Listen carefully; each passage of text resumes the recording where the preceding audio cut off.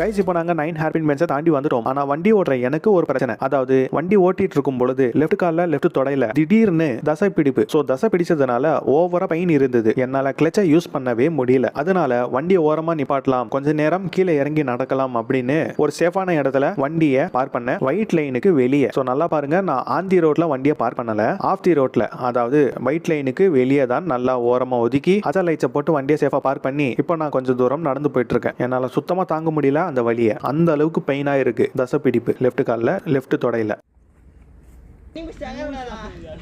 வயிறு இழுத்து பிடிச்சி நடு அவன் எட்டவும் மாட்டேன். லைட்டா வர்றா வாடா, லைட்டா வரா, லைட்டா வரா, எப்படி வரா அந்த மாதிரி விட அந்த மாதிரி வாடா வலிக்குது. வலிக்காதடா, வர்றா, இனி தானே ஃபர்ஸ்ட் வர வாடா.